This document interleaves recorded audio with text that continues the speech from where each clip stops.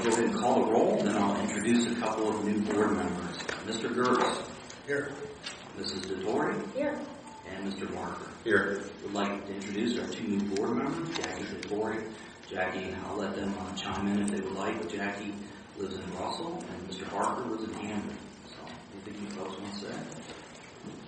Just honored to be put into this position. I come off of a 4-year term as West Jaga local school board member, so I have some board experience, and I'm very excited to work with the administrative team and all of their employees thereof. Very competent, very, very thorough what they have given me so far, and I look forward to really great things. Happy to be here. Looking forward to working with everybody and getting a good job done and taking care of our park system. All right, before we jump into the first agenda item, election of officers, just want to do a little bit of housekeeping. And it's really just to remind all of us about the criteria for public input at park board meetings. As you know, the purpose of this meeting, the Board of Park Commissioners, is to conduct the business of Junction Park District. A few criteria for public input. Each person wishing to address the board should do so during the open to the public portion of the meeting. Please speak from the podium. Please state your first name, last name, and your village or township residence. Each person is asked to limit their comments to 3 minutes, unless permitted otherwise by the president of the park board. Input should be limited to current park board business as listed on today's agenda.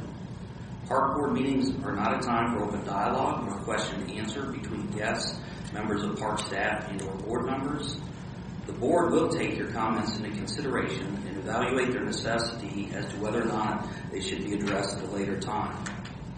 The president of the park board reserves the right to call on guests to speak at his or her discretion. Public input and actions will not disrupt the business of the park board. The president of the park board controls all aspects of public input during the meeting. This oversight ensures an atmosphere of mutual respect whereby all residents of Geauga County have a voice in sharing their passion for their Geauga County parks. So just a little bit of housekeeping there. From there, we will move on to election of officers. Are there any nominations for election of officers? Yeah, I'd like to make a motion for Jackie DeTore to be president, Bill Gertz to be vice president, and Cheryl Hatridge be recognized as secretary of park board. Thank you. We have a motion on the floor. I'll second that motion. Motion second. I'll call for the vote. Mr. Gertz. Yes. Mrs. DeTore. Yes. And Mr. Barker. Yes. All right. Thank you. Thank you, gentlemen.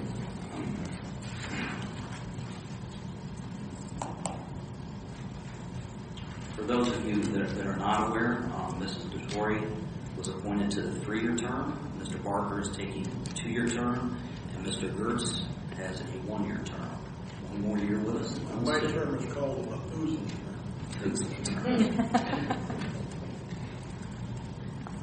All right.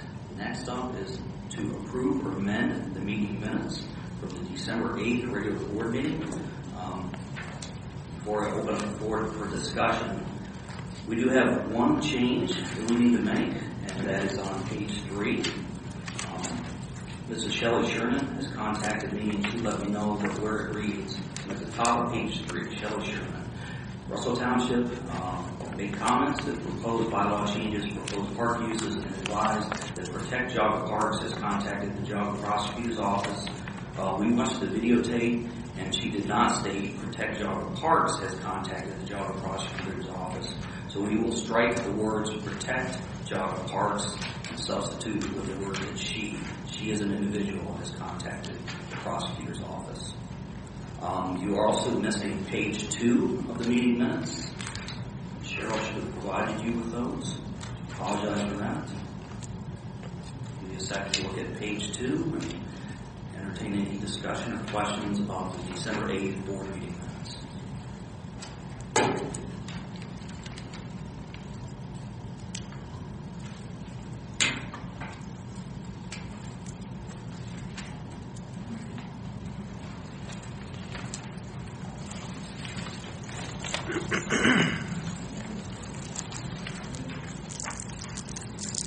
I'd like to make a motion so that we can discuss. I'll second.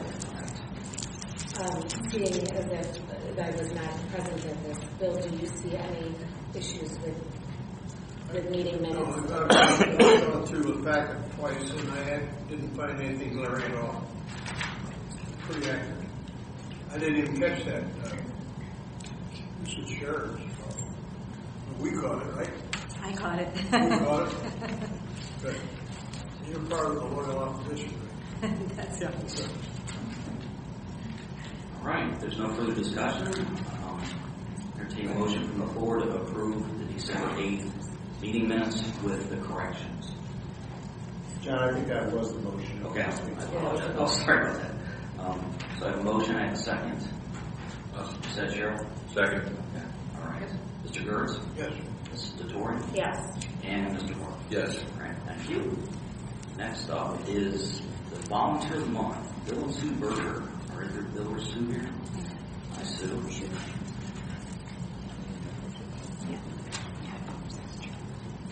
Very good. I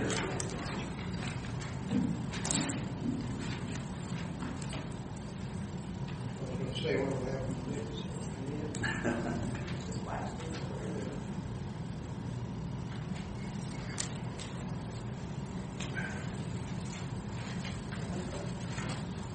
Morning, everybody. Good to see the hardy souls out this morning. Of course, if you live in Georgia County, you're all a hardy soul. We'd like to recognize this morning Bill and Sue Berger, volunteers of the month of December. Bill and Sue Berger were familiar volunteer faces at many December programs. Whether these energetic volunteers helped the timber talks learn about evergreens and create an evergreen decoration, invite visitors to make nature's holiday ornaments, assist with the grandparents in the park celebration, and help Sue become Santa and Buddy the Elf at the Ho-Ho hike. At the annual winter solstice celebration, Sue greeted visitors to the Nature Center while Bill entertained along the Solstice Trail as the Frost Giant. Bill and Sue didn't sit back for the rest of the month as they gave their time at the Ice Age escapades and the Nature's New Year's Eve celebration. The time and dedication that Sue and Bill gave not only in December but throughout the whole year is truly appreciated, and we really do. So, do I have any of the Bergers here at all? Come on up.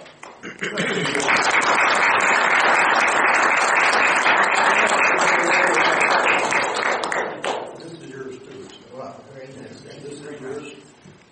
Now just have us. Come on. We're very proud to work in our Geauga Parks. It's a great park system. Thank you.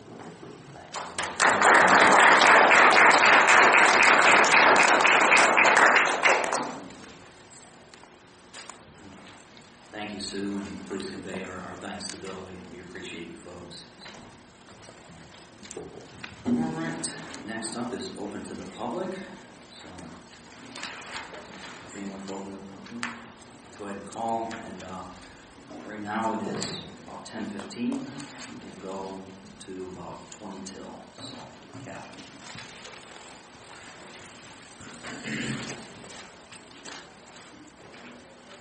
Hi, everyone. I'm Catherine Hanready. Is this on? It's okay.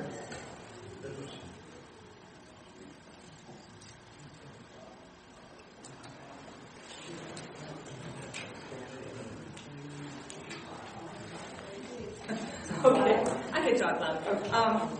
Well, hi, everybody. Happy New Year. I'm Catherine Hanready from Chardon Township. I am the president of Protect Geauga Parks, and I wanted to welcome the new board members to the board.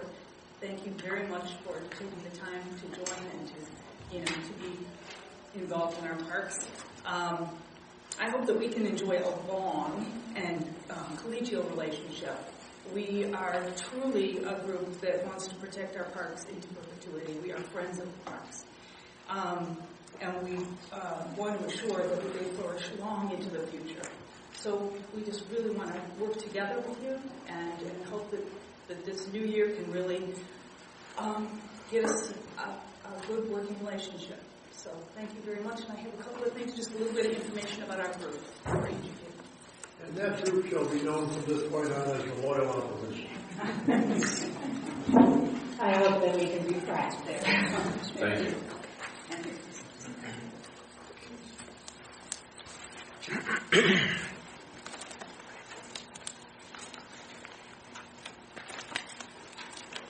Mr. Buckles.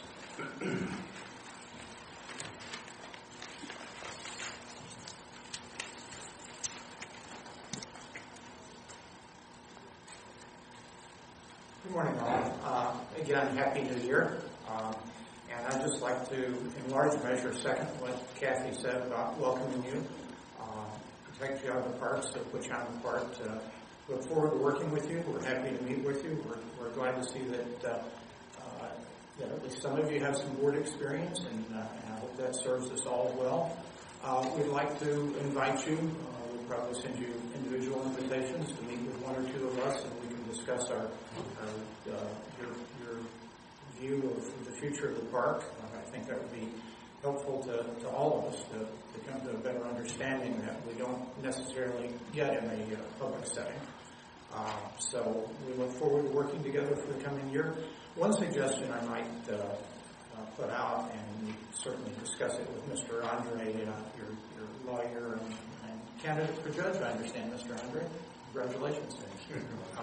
That the bylaws are under discussion for revision. You're giving away a fair amount of the board's authority there, and you might want to look, rather than very specific things that you raise, that you have more general language that the board can expand and contract the responsibilities of the director at its discretion, rather than have to go through a 2-month process of changing bylaws. But I leave that to your discretion, and we look forward to working with you. Thank you.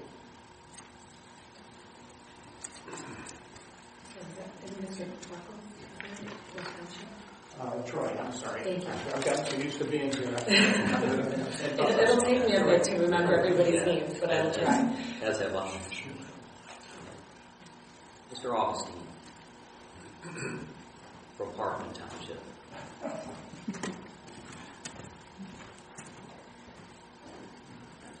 Hi everybody, I'm John Augustine, and I'm a Parkman resident.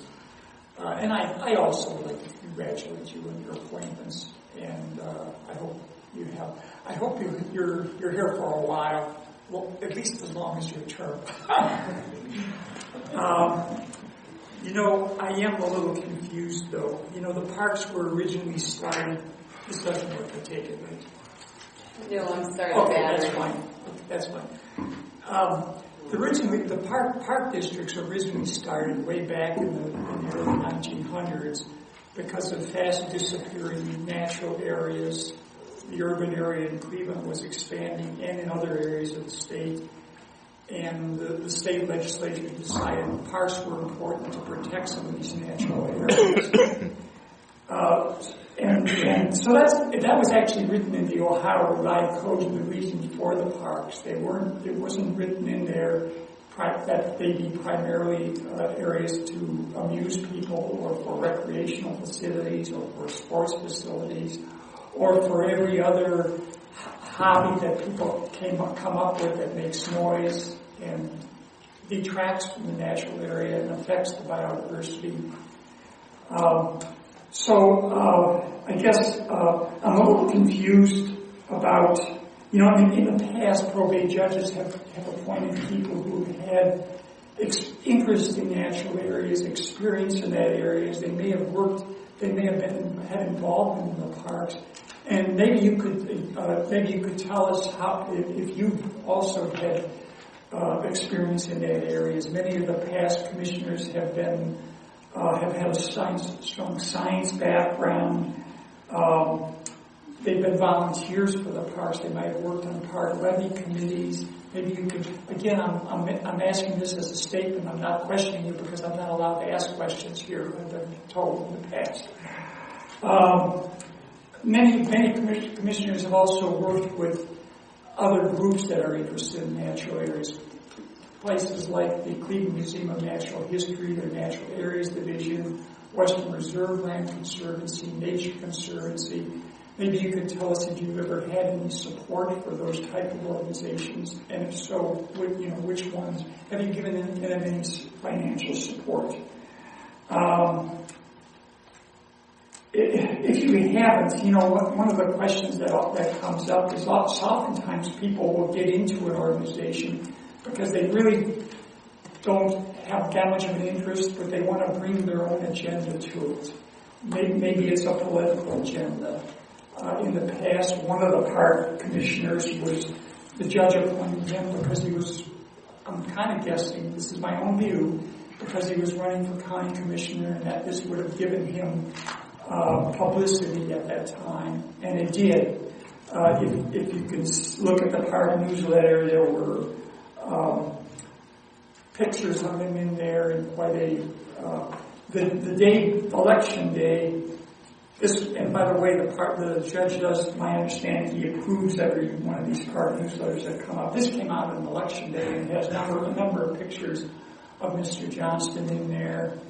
And kind of a coincidence that it would come out on election day. But that's just an example of people being appointed, not for their interest in parks, but likely because they had another agenda. And I hope that's not the case with you. I hope you have had a serious interest in natural areas in the past, a commitment to protecting them.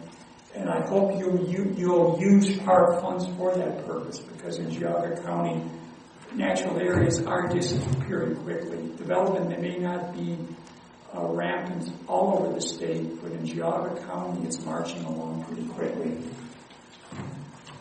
It may take me a little bit more than 3 minutes, so I'd like to request, if you're interested in what I have to say, give me a little bit more It's time. not hearsay or surmising what you're very good at, John. Okay. Could I ask real quick how many others would like to speak first, so we can determine if we can extend? Are there any others wishing to speak? Okay, then go. Okay, thank you.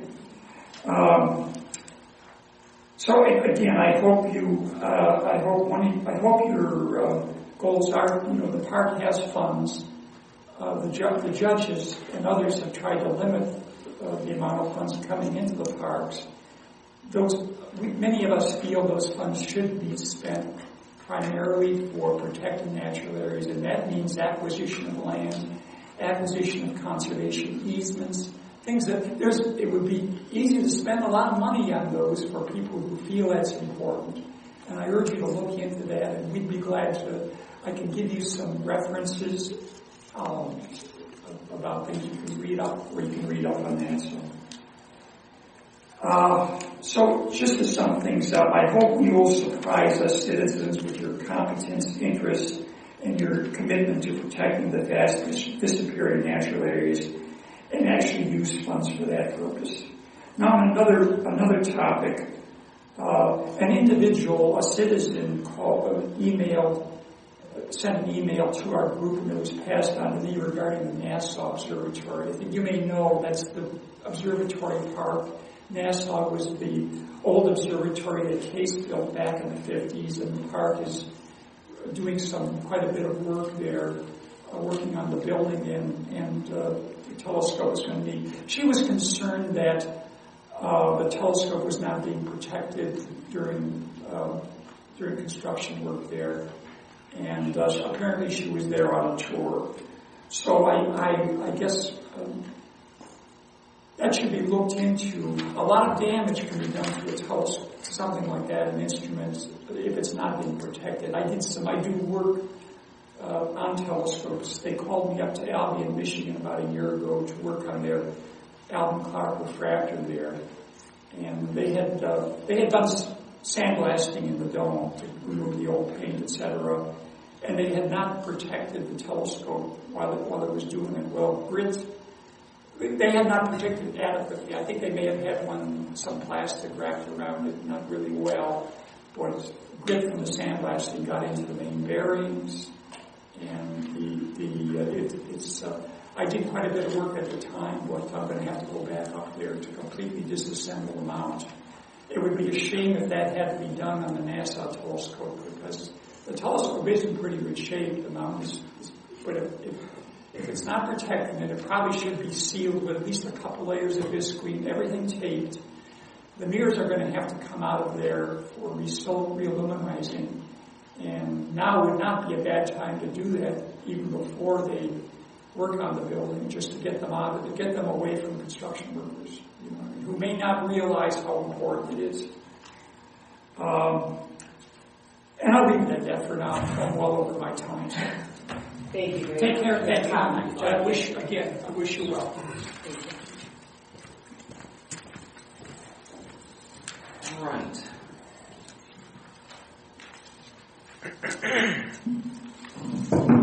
With that, we'll move on to the presentation of the financial statement and the presentation of vouchers. Michelle is coming to introduce the new board members to some staff that are here today. Michelle is the Director of Business and Visitor Services. Matt McHugh is here. Matt is the Director of Planning and Operations. Brett Bellis is here, the guy next to the video camera. Brett's our Grounds and Facilities Manager. Some of you have met Stephanie, right now Brett. Stephanie's our HR Manager. And Lieutenant Dennis Sloan in the back, our Ranger Department, and Ranger Jimmy Swice Park. So just want to do some quick introductions as I saw them in the crowd. So I'll turn it over to Michelle for the presentation of the financial statement. Good morning, everyone. Well, for the month of December, we ended the month with, once again, we have 3 funds. For those of you who have been in attendance long enough to hear that. We will, in this 2016, have the 4th fund. As we mentioned earlier this year, we will start up the capital projects and land acquisition fund. That one does not currently have any money in it at this time. So right now we do have the 3. And for December, we began the month in our general fund with $6,602,243.96.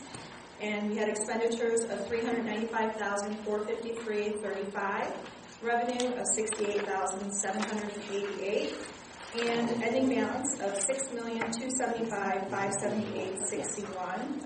We did have a sizable donation, the $50,000 that we were expecting. Many had asked about that previously. The second half of the trust that came in for Sunnybrook that did come in the month of December. Land Improvement Fund began the month with $2,945,665.09. Expenditures of $62,952.42. Revenue of $1,033.16. Ending the month at $2,883,745.83. And the retirement reserve account, $57,489.25 was its beginning balance for December. $20.26 in investment income, and ending the month at $57,509.51. Those were the startup balances for January. From those amounts, we took out the carryover monies that were needed. So the budget will show that if you do request it. So that is the financial statement. Also move we accept it. Second? All right. There's a motion second to accept the December financial statements. Mr. Gervis? Yes. Mrs. Detour? Yes. Mr. Barker? Yes. All right. We'll get vouchers for the month. For the vouchers, we just ask that once they're reviewed, you make a motion to accept them into the minutes. The vouchers themselves for the funds was a total of $458,405.77 in expenditures total. That included the payroll and the expenditures as listed. If you have any questions regarding the expenditures you see, I'd be more than happy to answer them at this time. No, I just want to make a comment that it's very refreshing to see. Some may look at this and not think it's very detailed, but I think it is extremely detailed. Coming from school board, they tend to name things as numbers and where they fall in a code. And this is very explanatory to me, and I know exactly what you're purchasing with those dollars without having to ask 9 million questions. So thank you.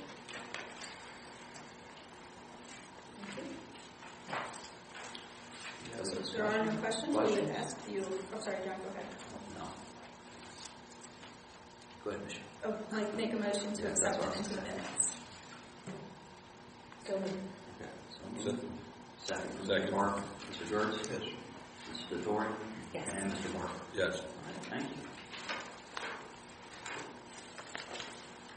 All right, next item on the agenda for unfinished business are bylaw revisions.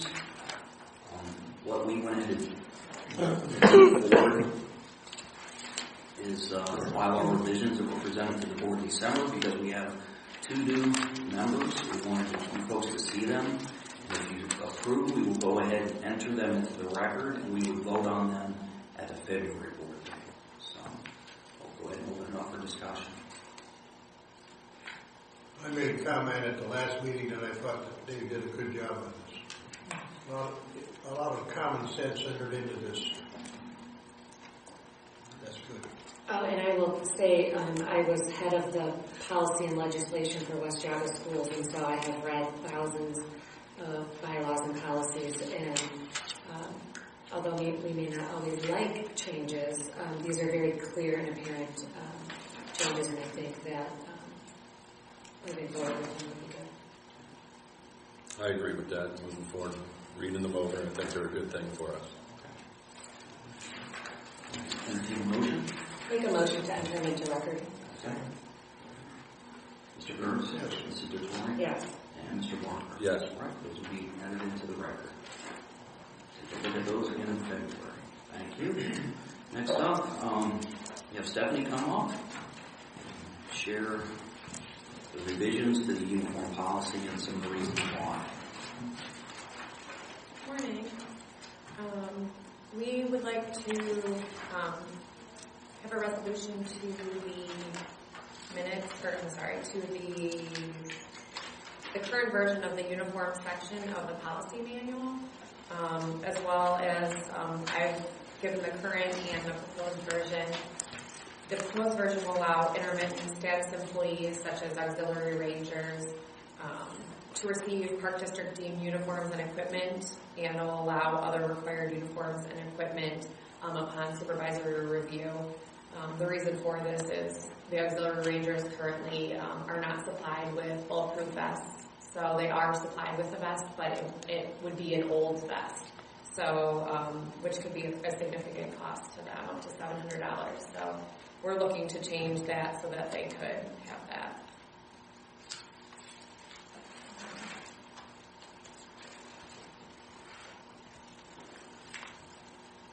Questions for Stephanie about information presented? No, I do find it a little bit relaxing to read that there is a 90-day allowance for this, so that should an employee, if we spend these type of dollars for them, if they are terminated or leave before those 90 days, then they have to pay for it. So we're taking care of committed employees. Correct.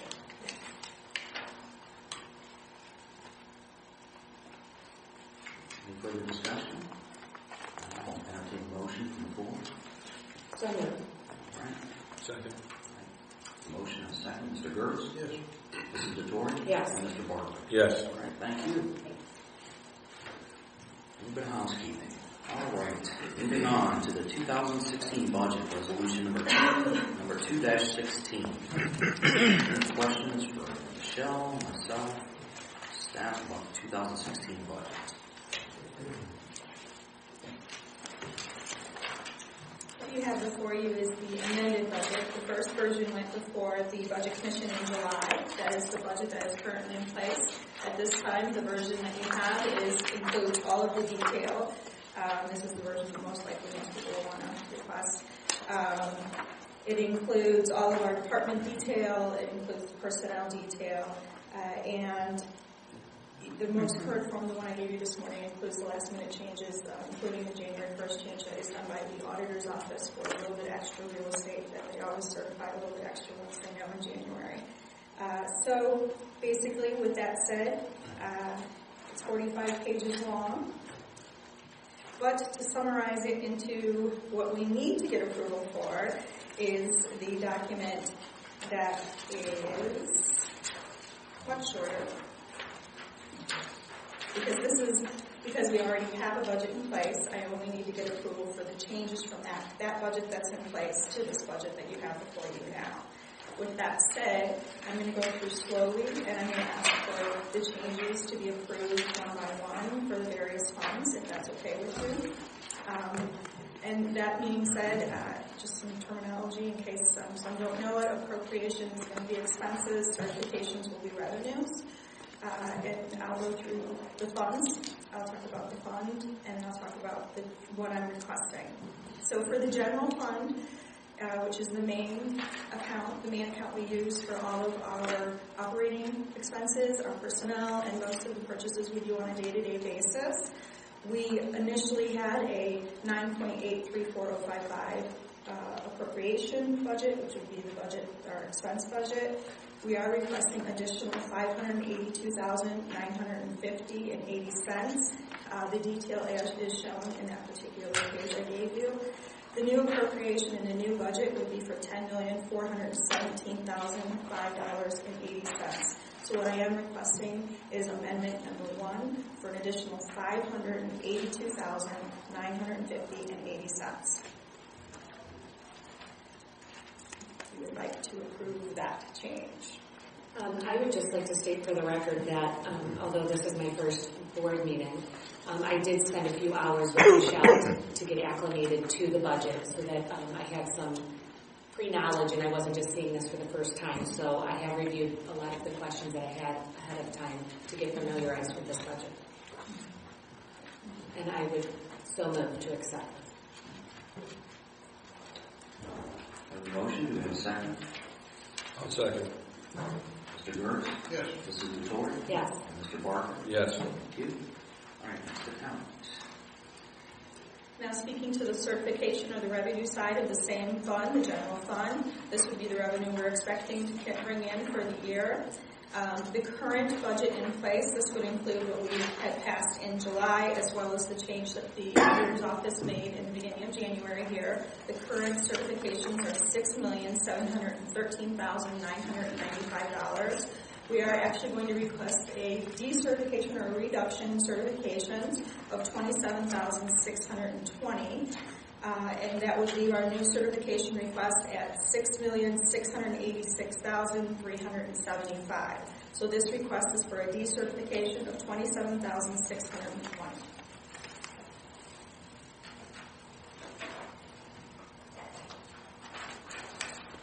I'll make the motion to accept that. Second. We have a motion, a second by Mr. Gertz. Call the vote. Mr. Gertz? Yes. Mrs. Detour? Yes. And Mr. Barker? Yes. Thank you. Okay, moving back to the appropriation side for the Land Improvement Fund. This is most of where the projects come out of. Matt works heavily in this out of this particular fund for any projects that you see ongoing. Appropriations in July were included $2,446,500. We are increasing this particular fund by $1,050,000. The new appropriation balance will be $3,496,500. I should note that most of that will be in a $1 million transfer, and that will be for land acquisition. So we are requesting an increase of appropriations of $1,050,000. Also, I'll second. Motion, second by Mr. Barker. Mr. Gertz? yes. Mrs. Detour? Yes. And Mr. Barker? Yes. Thank you.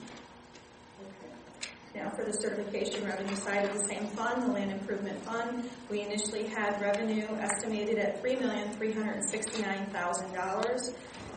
We are decreasing this particular fund at $2,290,000, leaving it at $1,079,000. The reason for this is when we initially went before the board, we had put the certifications for the new fund, the fund that we are calling the Capital Projects and Land Acquisition, where we are moving some of our funds to a new fund into this particular fund because we had not established the other fund yet. We have, in the end of December, established that fund. Now we can move it in 2016. So we're decertifying in this fund and we're going to put it in the appropriate fund. So we are requesting a decertification and an improvement of $2,290,000 in land improvement. You will see that increase at a later fund. I'll make the amendment to accept that. I'll second it. All right. Mr. Gertz? Yes. Mrs. Detour? Yes. And Mr. Barker? Yes. There were no certification or appropriation changes in the Retirement Reserve Fund, and the last fund is called the Capital Projects and Land Acquisition. That fund will be it currently has $0 in certifications or appropriations. The only request we'll be making is an increase in certifications. That increase will be $2,850,000. So I will need a request for an increase in certifications of $2,850,000. I so move. I second. I yield to Mr. Mr. Gertz? Yes. Mrs. Detour? Yes. And Mr. Parker? Yes. Thank you. And with that, you have approved what we like to call our amended budget. Thank you. Thank you so much. Michelle, next up is a memo from Michelle about the Wall That Heals. The Wall That Heals is a traveling Vietnam Veterans Memorial that will be coming to Geauga Park District in Geauga County. We are the only site in Ohio this year, so we're pretty excited about that. But with that, comes some compliance areas, if you will, that do not line up with our rules and regulations. So we're asking the board to allow a time period where these rules and regulations would not apply, and they are listed there for you. So I'm going to open up the floor for any discussion or any questions. I read through this and I'm so honored that we are going to be given this opportunity to have this here.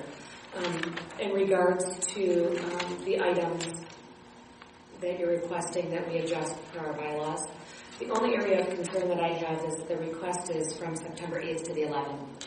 I would ask that we do it through the 6th to the 12th because in the event that we overlap with setup and takedown, I believe they're coming in on the 6th and they won't be removed until the 12th. I don't want to have any conflicts that we weren't in the date range that we approved. I would be absolutely open to that. I'm very excited about this. I had two brothers that served in Vietnam, so it's a great thing for our county to have this. It is the first time it is ever coming to Geauga County. Well, it's going to be good for our park, too, because, being an old Marine myself, I certainly would not vote against this.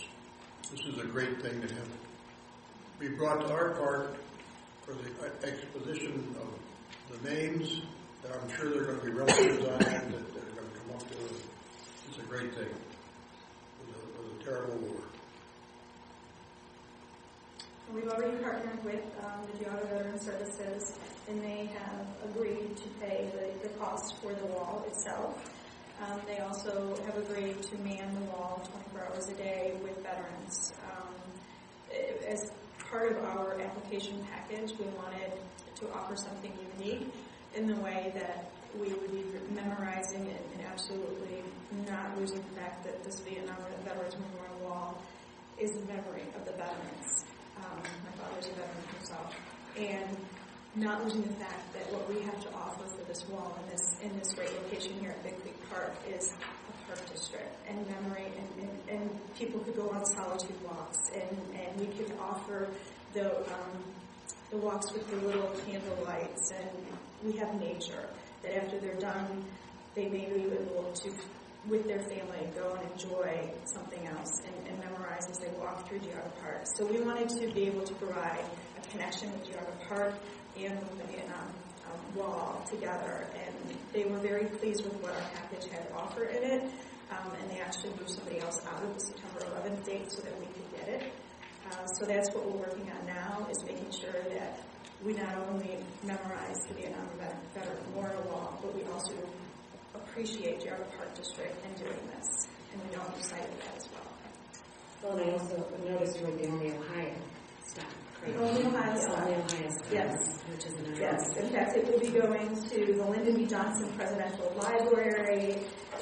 It has quite a big, I have the list here, quite a big list for 2016. And before us and after us, it is, let's see, before us, it's in Delaware, and after us, it's in Michigan.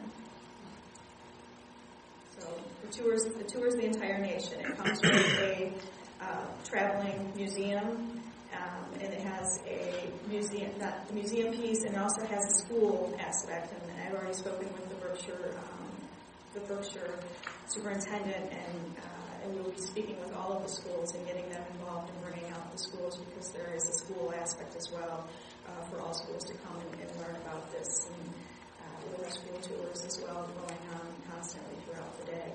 So it will be big. I would just like to add, one of the things we see with special events like this and Fall Fest, Frozen Fest, and the reason we're so excited about this, it exposes people and it exposes Geauga Countyans and Northeast Ohioans to our parks. We had people show up at Fall Fest at Swanee Creek Reservation that didn't even know that park was there, and that park's been there since the late 1970s and 1980s. So it's a way to expose people to our parks, to nature, to the habitats and ecosystems. So we're excited to provide this opportunity. Thank you, Michelle, for all your hard work in getting it here, and we're excited about it. So we're simply asking that you, if there is no further discussion, that you approve the compliance outside of our rules and regulations for that time period, September 6th through September 12th. Also move that we accept that. I'll second. All right, thank you, Mr. Gertz. Yes. Mrs. DeJoy. Yes. And Mr. Park. Yes. Thank you. All right, moving on to Commissioner's time. We have a couple little things that came in after the board package. The first is we ask at the January board meeting every year to reciprocate with the 2016 IRS mileage reimbursement rate. This year it is 54 cents per mile for employees to use their privately owned vehicles. We don't get a lot of requests to be reimbursed, but we do get some. Sometimes, for example, Human Resources might have to run somewhere in their own vehicle, and we do reimburse at the IRS mileage reimbursement rate. The County Commissioner's Office also approved that rate for this year, so we're asking you to reciprocate with that rate. Once again, it's 54 cents a month. And we would request a motion. I'll ask if there's any discussion first, but we would request a motion. That way we can go ahead and send that over to the county auditor's office. Approval of this. And what do you see typically in this area that's, would fall under the 54 cents? As far as how many people? Reimbursement, how many, yeah. Yeah. Boy, Michelle, I'm going to take a guess at it. Like maybe a lump sum per year or per How much per year? Well, Yeah. a year ago, we had a lot of that Yeah. showed up on the balance sheet, but since we've now developed our own little carpool deal, and I'm sure it must be working out because you don't see near the reimbursements anymore. And I'm very happy with that. So we do have now, we take some of our vehicles that are basically going to be put out for trading in, and we find that if they're in good shape, they might have high miles, but we use those, and anybody can solicit them to take in town or do whatever they want with them. And they're covered under our insurance. One of the things that I objected to with people using their own cars is that some of these insurance policies will not cover them when they're doing company business. They're strictly, and that's not fair. Because then you're talking about insurance company arguing with the park board and so on. So right now I'm real happy with the fact that John's put together a nice program with some of these older cars, and they're not long trips, they're just in town or whatever, and we're using that, so I'm real happy with that. They do come up on occasion, but they're few and far between. For example, as a former operations director, every operations employee uses a park-owned vehicle. When we go to training that's close by, there's usually, as Bill said, there's a pool vehicle to take. I haven't seen one in a while, so a lot of reimbursement. I hate to put you on the spot for a number, Michelle, but it's pretty minimal. And it would show up on vouchers as the name of that employee. Yeah, I think so. The scary part about it is that Allison's people are the ones that keep those things running, right? They do keep do a good job. Any other discussion? I would request a motion. Also move. Okay, thank you, Mr. Gertz. Do we have a second? I'll second. All right. So vote, Mr. Gertz. Yes. Mrs. DeTore. Yes. And Mr. Parker. Yes. All right. I would like to say one thing for the record. I'm very, very well pleased with the two new members. I don't have any reason to believe that they won't serve very loyal. Like Mr. Barker said, common sense is one of his strong points, and that's excellent. And I'm sure it is with Mrs. Dettori too. So I'm happy to have him. One thing that I would like to propose to the board, there's been a variety of discussion, points made, and opinions about great parks since I've been in the role of interim director and now the permanent executive director. And one of the things that came up last winter was the possibility of allowing snowmobiles in the parks. There are a variety of things that have come up. I personally believe that snowmobiles could be accommodated in one of our parks. So what I'm proposing to do is move forward a first-year trial offering at one park only, that is Observatory Park, on Saturdays and Sundays only from 12 to 5. It would be by permit only. I would meet with the president of one of our local snowmobile clubs in Montville.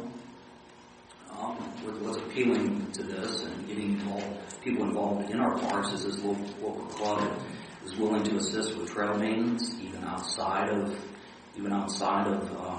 snowmobile use. One thing I do want to point out are both snowmobiles and ATVs are prohibited in our rules and regulations. But one thing that is allowed in our rules and regulations is the opportunity for me as the executive director to issue special use permits. So that's how we would go about this. It would be similar to our hunting program. We would issue special use permits. There would be a disclaimer associated with that special use permit. And I'm proposing to go ahead and proceed with that program, have it up and running. If the wet stuff sticks around, hopefully in the next couple of weeks, work in conjunction with park staff and management team to allow that program on a trial basis. And I know Mr. Gertz may have some opinions, but I'm proposing to proceed unless the board objects otherwise. I have a question. Sure. You say as a trial basis.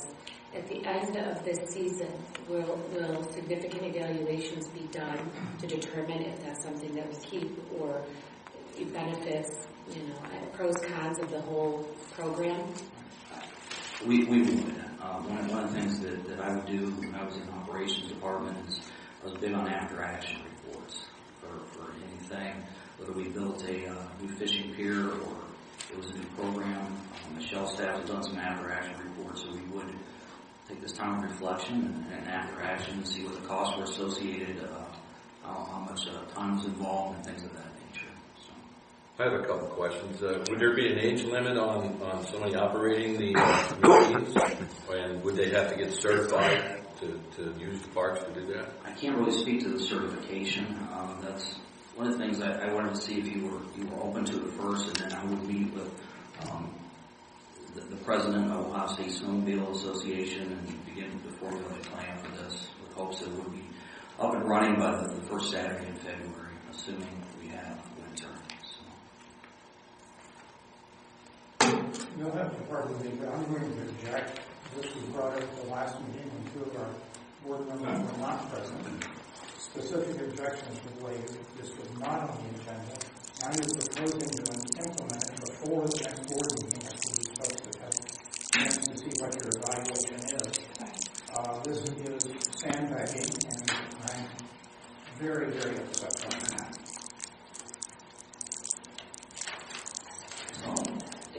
So what are you asking here from us? Are you saying that the board is required to vote on this, or are you saying The board is not required to vote on this. and we are not required to vote on this for under what purpose?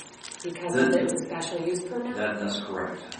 We would issue special use permits, no more than we would not exceed.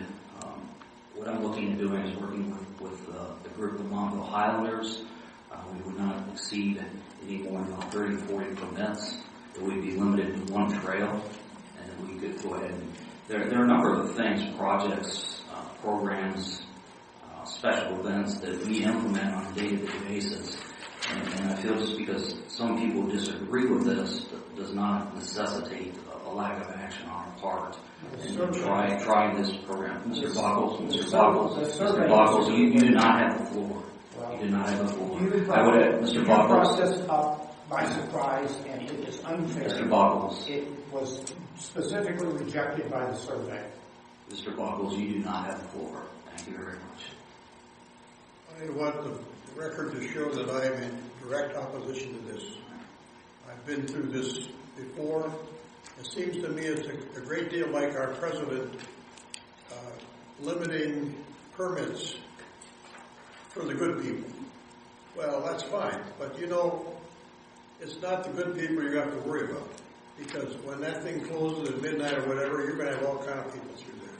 I've had people snowmobiling on my property at 2:30, 3 o'clock in the morning, cutting down trees to make the trails better.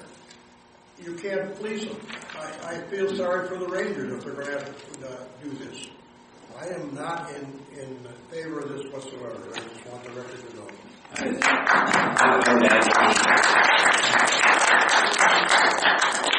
you. Can I ask, I know that you said you were going to speak with the president of Ohio State Snowmobiling, is that correct? Have you had any other conversations with the programs that are offered in other counties? We've looked at how the program is structured at Punderson State Parks, at some of the other state parks, and I believe with the permit process, some of this opposition came up when we started a hunting program for wildlife management, and there was this fear of the unknown and what may happen. We've had virtually no problems with any of the hunters, and we've been running a hunting program since 2005. So I believe we should be afforded as a staff the opportunity to implement this pilot program. Mr. Chairman, I'm requesting that just make a short statement because this was brought up, if I may. I have a couple questions of my own first, if you would let me speak, please. So, what other conversations, I know that in the future you want to talk to the Ohio State Snowmobiling. What have you learned from those other counties, or would you be replicating their process, or if they have made it work or have not, their downfalls, or, and saying to adjust a program that would be right for Geauga County? We would replicate. We have met with various members from Ohio State Snowmobilers Association, from the various snowmobile clubs in the county. We've looked at other programs structured with Ashtabula Parks and the Greenway Trail, and we would follow their lead. And does Ashtabula currently allows it in their parks? They do on their Greenway Trail. On their Greenway. And have they given you any personal feedback, the pros and cons to that program? And do you know how long they've had it for? Sorry, Brian, I'm going to put you on the spot, but do you know how long they... Guesstimate? Have they? Is it new to them? Have they had it for several years? Actually, when they put in their Greenway Trail, they've allowed snowmobiles on the Greenway Trail since day one. But ballpark, let's say what, a couple years now? Less than that, more than that? 10, 12 years. So several years. And have they relayed to you any issues or areas of concern that they would do better with the current program that they have? They have not. In fact, they've expanded the program. They've invested in it. They've spent quite a bit of money on a groomer and a grooming vehicle. So they've expanded the program. I feel if it is permitted and regulated, our park rangers will be involved. They are directed on patrols for whether it's hunting initiatives or special events or something like snowmobiling. And I think we should try it. And what if you do find that there is use without permit? What is the course of action if you're finding, people using it that have not applied for a permit? I don't want to speak for Ranger Department, but I will want to sense that typically that it's first a verbal warning is issued with a written record of that verbal warning, followed by typically a citation. Am I correct, Dennis? Yeah, it would depend again on the infraction as to how, it'd be handled with the discretion of the officer, but typically that's usually how we follow. Again, it depends on the situation as to whether or not the citation would be issued. May I ask a question? Mr. Barker, do you have any input or questions you'd like to ask? Yeah, why did you base it on just 40 permits? I mean, you just want to have it as a limited access or for control purposes? I firmly believe that the people that will utilize these permits are from the Montville Highlanders Club, and those are the families associated with that club. So they would be the only ones to be getting these permits? basically? It would be on first come, first served. It'd be on, kind of like a draw? Correct. I think it's wise to limit it the first year as well. Okay. We want to put 120 permits out there. John, those aren't the people you're going to have to worry about. It's the ones that are sitting up there at the beer joints waiting for things to close down and then take off. I understand that. I've seen that 100 times. That will require ranger presence. I understand that. I have a question. The park rangers are going to be the ones that are going to be enforcing this. I mean, they obviously, you guys feel that this would be something that you would want to do. I hate to put you on the spot, but Well, sure. I mean, if that's the way the parks would go, certainly part of our look at this would not only be, the safety aspect of it and keeping count of potential violations moving forward. We support always as a team with the park system itself and taking out any of our personal feelings. If this is what the park would decide that they would want to do, then certainly we would invest in that as well. And again, to making sure that it's being done and done safely at all times and within the parameters. So I don't know if that answers your question. yeah, that's fine. And is there going to be a time limit that they can have operation? I mean, it's going to start at 8 in the morning to 12 on Saturdays and Sundays to start. On Saturdays and Sundays? Yes. Yeah. One of the questions came up being we're in the snow belt. We get quite a bit of snow. Is whether or not snowmobilers would tear up and down Maple Highlands Trail, particularly when we started grooming for cross-country skiing. And correct me if I'm wrong, Dennis, we have not seen that. And I feel this is an opportunity for families to get out in a park when there's no snowpack and enjoy this park. And an alternative means it's accessibility to our parks. So. Would you guys have a signer, if this were to potentially move forward, available, clearly legible for anybody entering this area to know what rights they do and don't have, and that they must be here with permit only, etc.? The permit will be accompanied by a map. But I'm saying at Observatory Park, yes. Will there be a sign there that states? Because then nobody can say, well, I didn't know. I saw, Sammy writing on it, and I didn't know that you had to file for a permit. So, if there's something that's clearly legible that says this is for use with permit only. We're fortunate in that we have an in-house sign department, so it's all part of the process. But when damage occurs to trees or to habitat, how do we go back? How does that citation solve that problem? When somebody cuts down trees, or when somebody damages trails, or when somebody destroys habitat? I want to remind you that the purpose of this meeting is conducted as a park where we appreciate your comments, we appreciate your input, but I would ask that you come back at the next meeting and provide your input. We will be... That's after you instituted the new program. I'm requesting for the open for public comment. I think there's two things here that I'm seeing, and the first one is you're telling me you don't need a vote for this. So Mr. Gertz has entered in his opinion to it. You don't need a vote from us.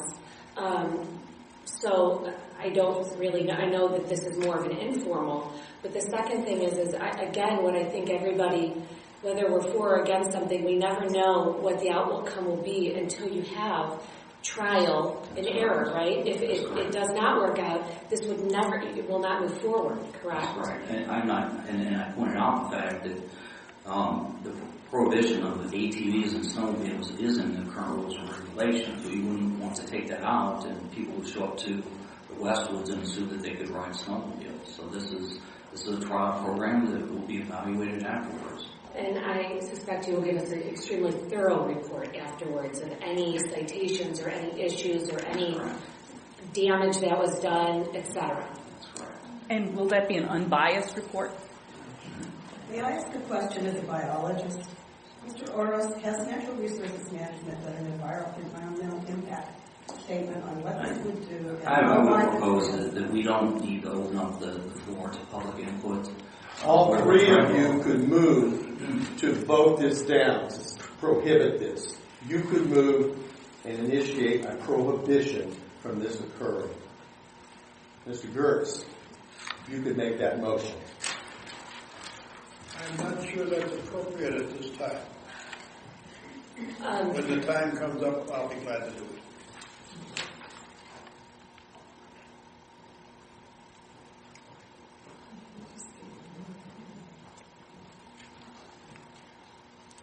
Mrs. Chairman, once again. In the spirit of being proactive and not reactive, Sure. I would say that I'm for a trial-based only, for the record. Mrs. Chairman, once again, a request for a short statement. I'm not trying to interrupt your meeting.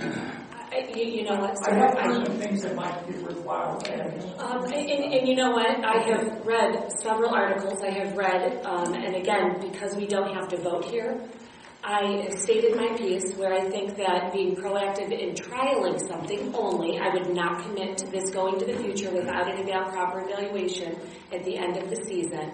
I've stated mine. Would you like to state your opinion? I stay for a trial evaluation and see how things work out. Could I suggest you We're ask... going to go ahead and move on. Could I suggest you ask Mr. Oros if he's consulted with the park naturalist or natural resource management, how they feel about it? I'll bet you not one thing's in favor of it. John, that's enough. That's enough. Okay? Yes, I have talked with our park biologist. That's enough. And were they in favor of it? Folks, we are moving on. The next thing I would like to bring to your attention, I'd like to talk about the next and future board meetings. We have today's at 10 o'clock. The next board meeting is February 9th. And I would like to know what time is conducive to you three folks. I like, and I think staff likes, I know staff likes this time, if it works for you three. We're looking at February 9th, the second Tuesday of February. I kind of looked throughout the whole year. I think the second Tuesday of the month really doesn't conflict with any holidays or, observed time. I think it's pretty fair. 10 a.m. Works for me, although I'm open to other suggestions. It becomes a little hard for me in the evenings as I do have still teenage children that are all over the place. But I can make anything work. I guess I was looking at the calendar.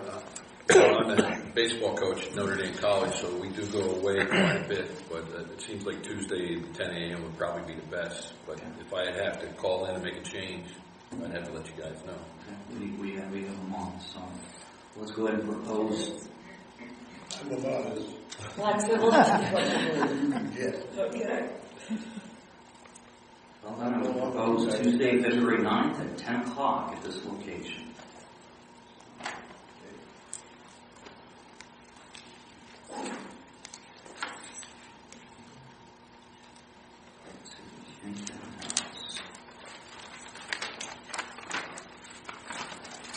And I have nothing else to add for Commissioner's time.